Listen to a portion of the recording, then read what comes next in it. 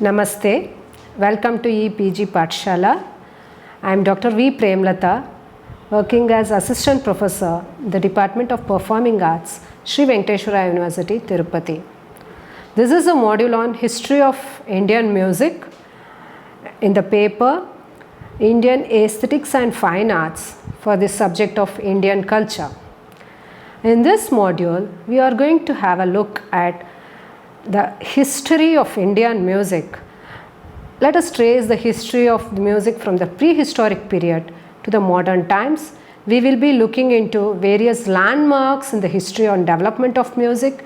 We will also be outlining the various oral music traditions, and at the end try to learn the sources that have been very helpful in knowing the history of music. Fine. First, let us put how to learn about the history. We will have to put them and categorize them into periods. The distinct periods in the development of music history as we see: the ancient period, the medieval period and the modern period. The ancient period includes the historical developments from 10,000 BC to 4th century AD. The medieval period, today we are looking from 4th century to the 7th century, and the modern period we will be looking into the historical development from 17th century onwards. Fine. Now, the ancient period, literally there was no textual tradition in that prehistoric period. So, only the archaeological finds, we find some evidences of musical instruments like flute, harp, and there are also some references to dancing and other singing, acting, other things, all from the archaeological sources, and we don't have any such written or evidences from the literary sources. And next, if we go into the history of the textual tradition, we take Tamil textual tradition and the Sanskrit textual tradition. The Tamil textual tradition, we come to know about a lot of information from few Tamil works like the Tolkapiyam, Ettuttogai, Pattupattu, the Panchamarabu, Silapathigaram and works like them, and they all contain several descriptions of music and dance and lot of references to instruments like harp, yawl and other things. And about the Samskrita textual tradition, we have several references from the Ramayana, Mahabharata, Puranas and such other things. The earliest of the sources we have the Samaveda. Samaveda was both chanted and sung, the Samagana, and there were some musical notes like the Archika, Gatika, Samika and Swarantara. Then some few others were also added to these, and they were called Krishta, Pratama, Dvitiya, Tritiya, Chaturtha, Mandra, Atiswarya, and these were later called as the Savaras. Later came the seven Swaras. There are also several references to musical instruments in the Vedas. And as we all know, the Samagana was sung and it has come down through a oral tradition even to today, and it's a well defined tune, and they all were set to specific rules. And it is also said the hand was used to denote the various swaras and other things of a sama scale. And now when we come into the references to music, the musical instruments, the ragas and other things in the sacred and secular literature, Ramayana and Mahabharata and many Puranas contain several references to many music concepts like the swaras, ragas, instruments, the playing, the performances. Lavakusha were the earliest performers of the Ramayana period. They enacted the entire Ramayana, and plenty of musical references are also available from the Buddhist and Jain literature. Apart from this, by the 2nd century, we also have a typical musicological and a dramaturgical text called the Natya Shastra.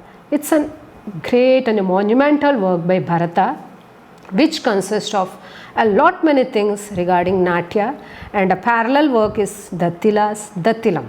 These two belong to the Gandharva music, and they give lot of references on the music concepts because music was a limb of Natya. And the earlier musicological works dates back to the 1st to the 4th century. we have again the Natya Shastra of Bharata, the Dattilam of the Dattila Muni. And these are the primary musicological works which are very, very important to know the music of that period. They are scientific works written in Sanskrita. Bharata's Natya Shastra also consists of an commentary which was written at least 1000 years later by Abhinava Gupta called the Abhinava Bharati.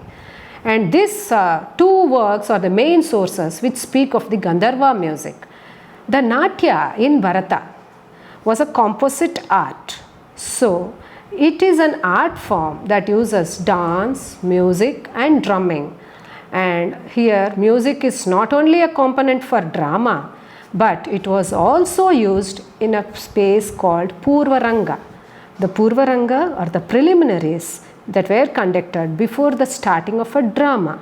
There is a separate chapter devoted to this in Natya Shastra, where the role of music has been explained in detail. Coming to the Sanskrita textual tradition of the medieval period, we see works dealing with the Deshi Sangita. The prominent work being the Brihad Deshi of Matanga Muni. There were some other texts also written following this, the Manasollasa of Someshwara. These all dealt with Sangita. This consisted of Gita, Vadya and Nritta. Nritta did not involve the emotional expression only, but it was only body movements.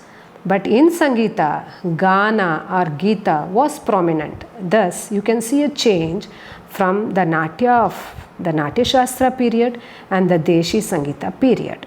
The earlier system, it was the Marga Sangita, and the later period, it was called as the Deshi Sangita. The Sangita Ratnakara of Sharangadeva is a first complete and exhaustive work on this subject of Deshi Sangita. After the Sangit Ratnakara, from 15th, 16th century, we have a number of works written on music. And this now, there is a shift, like Natya was different and then it became Deshi Sangita. Here onwards, we find text prefixed with Sangita. Here Sangita became a separate art form and dancing became another separate art form, like Nritta, Nartana, Nritya, they all were taught about and they were talked about in a separate chapter in most of these works, right from Sangita Ratnakara. There were many works written from this period, like the Sangeet Raj of Kumbharana and the Sangeeta Parijata of Ahobala, Swaramela Kalanidhi of Ramamatya, Chaturdandi Prakashika of Venkatamaki and so on. And in this period, we find that there are so many musicological works which speaks of ragas, mela, swara, gamaka, badana beda, tala, lot many things we get differences and differences in the concepts and the deviations, everything we come to know the history and development of musical concepts from these works.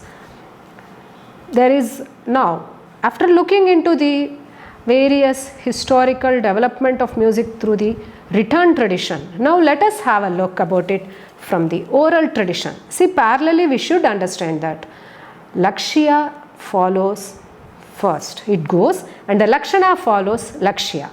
So, there should have been some kind of a practical tradition, the practicing tradition going on, which is documented in the form of musicological works.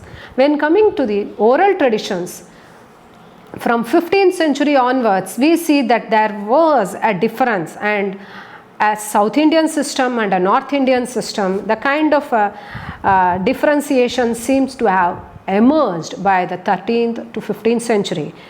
With respect to the southern system, we come to know about a few vocal traditions, oral traditions, like this is also because of the Bhakti movement and the development of other religious and saint seers and saints who were also monumental in bringing about the oral tradition alive. Like we have the Tirumurai, Divya Prabandham, Tirupugal and other traditions from this Tamil Nadu, the Deshi theatre and the Chaturdandi tradition from one side, and we have the Sopana Sangeetam and the Kathakali music from the Malabar side.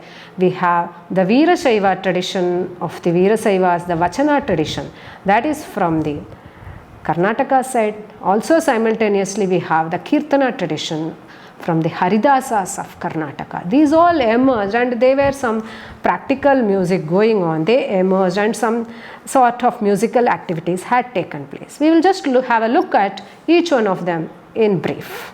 The Tirumurai is a compendium of a Saivite literature consisting of 12 volumes.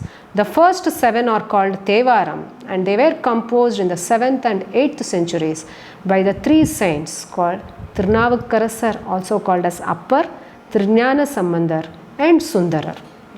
The Periya Puranam, composed by Sekilar a century later, was added as the 12th book.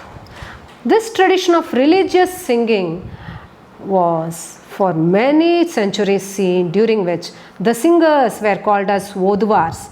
They were appointed and they were to sing the Tirumurai or the Tevarams in the Shaivite temples. Today also we see that this tradition is being upheld in many of the Shiva temples. With respect to the Divya Prabandhan, we see that there were at least 4,000 plus verses composed before 8th centuries, and they were all in praise of Lord Vishnu. They were called as the Nalayira Divya Prabandham. They were sung by the 12 Alvars on Lord Vishnu and many of his forms. To the present form, it was compiled by Nadamuni in 9th to 10th centuries. These were sung on the gods, and the places were known as the Divya Deshas. The Tiruvaimoli were also 1,000 plus verses, which were also considered important, and they were composed by Nammalvar. Next is the Sopana Sangeetam and Kathakali music. Sopana Sangeetam existed in Kerala in the 9th century. It is actually a kind of musical, a mix of Vedic, tribal and folk of that region, usually sung in front of the temples.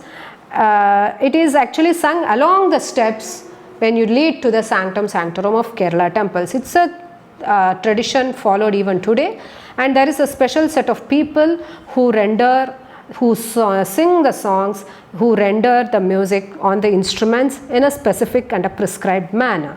It is characterized, this Sopana music is characterized by the use of akaram, the A sound, to the most, and some typical instruments like the edakka, chengla are used for rendering this form of music. The emergence of the modern day Kathakali dance in the 17th century, this now has given rise to the Kathakali music. And this Sopana music is mostly in a mixture of Malayalam and Sanskrit. Usually they call it as the Manipravala, where a mixture of 2 languages or more are incorporated in the rendering. Now about the Vachana tradition of the Veerasaivas. It was during the 12th, 13th century that a sect of Veerasaiva saints of Karnataka, they came into being. Some of them are like Akka Mahadevi, Allamma Prabhu, and they also played instruments. They were good at singing. They composed poems and vachanas. And these vachanas were sung to a specific raga and a thala.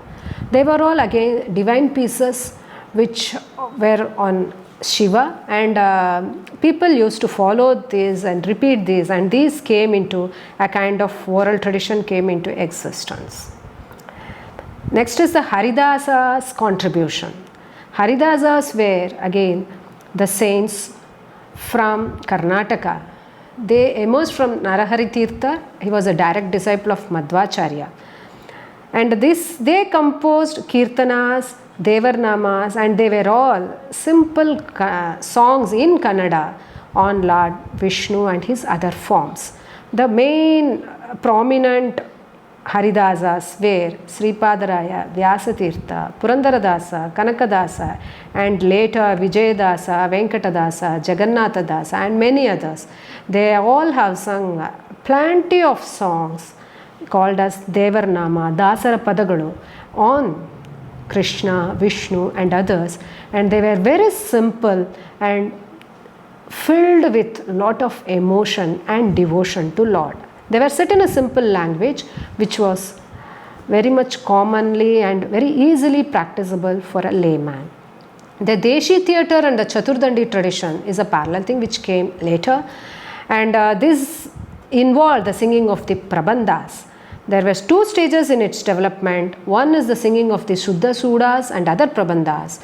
The other is the singing of the Salaga Suda prabandhas. The Chaturdandi tradition was a departure from the earlier Deshi tradition. The Chaturdandi tradition involved the singing of the Alapa, Taya, Gita and then the Prabandhas. This Chaturdandi tradition probably had emerged and it had been in its peak in the Tanjore area also, and one called Gopal Nayak of the 13th century seems to have been the expert in the performance of this Chaturdandi, and later it has come down to Tanjore and where it has gained its importance, and we have several references to these in the Sangeeta Sudha and Chaturdandi Prakashika. The tradition of classical South Indian music, which is now rich in the southern part of India, is a very rich tradition, and this evokes the cultural status of India to the world. Prominent seats of music were Tanjore, Mysore, Thiruvananthapuram and also Vijayanagaram at one point of time. Several patrons like the royal zamindars, the kings and others were highly monumental and they were helpful in bringing up classical art music. Musicians were appointed as Asthana Vidwans and they flourished like anything. And we see like compositions like the Swarajati, Varna, Tillana, Ragamalika emerged during this period from 17th century onwards. The form Kriti took its full form, and we see that the main started and the pathfinder was Margadarshi Seshayangar, followed by Shyama Shastri, Muthuswami Dikshita and Tyagaraja, who refined the musical form Kriti. And after these three main people called as the Trinity of South Indian classical music, Karnataka music, we find that many composers following them have composed hundreds and hundreds and hundreds of songs, and these are the Kritis which now keep up the tradition of South Indian classical music.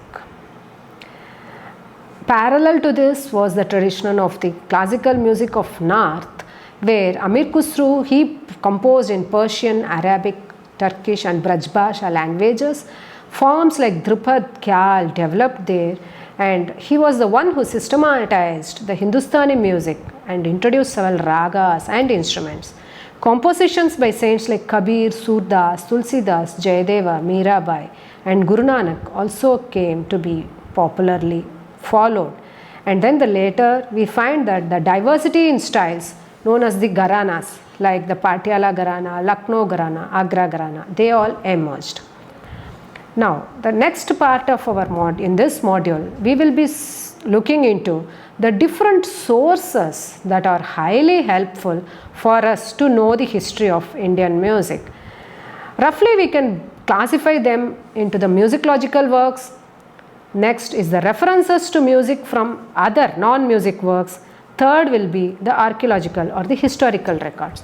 Regarding the musicological works, we came to know about a few works mentioned in our earlier in this module.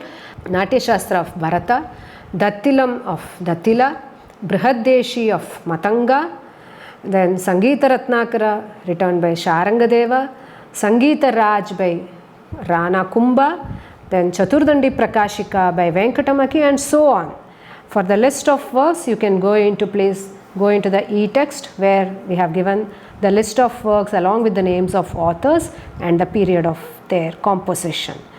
We have several references and all details about the music which was prevalent in the respective periods from these musicological works, and references to musicological concepts in sacred and secular literature, like we see Brahadaranya Purana, Vishnu Dharmottara Purana and many other Puranas and other literature, Kalidasa's works and other literary works in other Indian languages which give references to music ragas, the talas or the compositions or the playing methods and other related aspects. Let us now see in detail the archaeological and the historical records like the sculptures, paintings, inscriptions, manuscripts, copper plates and many such other things which are really helpful to know about the history of music during that period. Coming to the sculptures, this you are looking at a few pictures. They are the sculptures found in the temples at Belur and Halbed in Karnataka. We see that there are references to playing of instruments, dancing and other related things in the earlier and ancient sculptures.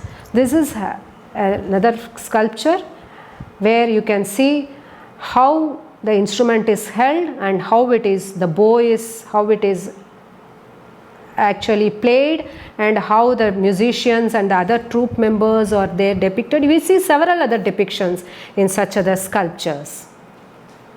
This is another sculpture where a team of musicians you can see along with the dancers, each one depicted as being playing and accompanying various several music instruments and also the dance. The entire troupe is seen here. We have several such kind of sculptures in the temples on music and dance throughout India, particularly in the southern part. This is regarding the paintings, the Ragamala paintings or the depiction of a raga in a form of a painting. We have many other paintings which gives the paintings of the musicians, a music troupe or a dance troupe, and here you can also see how the Rag Bhairav or the Ragini Madhumadevi are being picturized. These pictures and paintings are also very helpful to know about the history of music. Coins which were available in a very ancient times, they are also very helpful to know about the history of music. And here you can see a coin of Samudragupta playing a harp or a lute kind of thing, and this has been depicted in a coin of his period. Inscriptions are very important sources to know the history of music.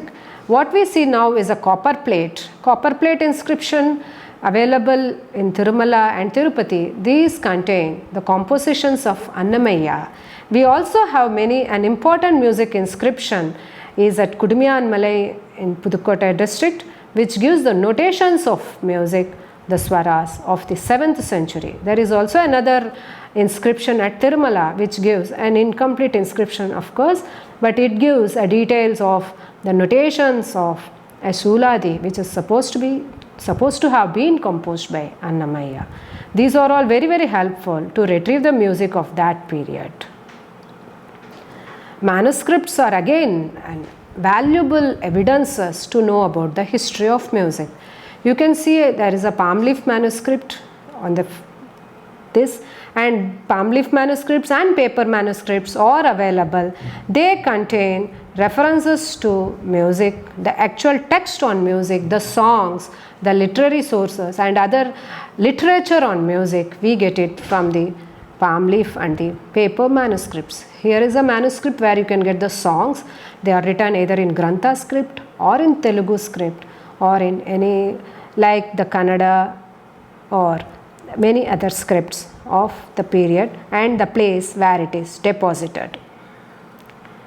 Other sources that are helpful for us to know about the history of music are the official records that have been written during different periods and preserved in the gazettes in the form of official notifications and other related materials. The travelers' notes written by foreign travelers and others who have come and just made a survey about the cultural history and the musical history of the particular place.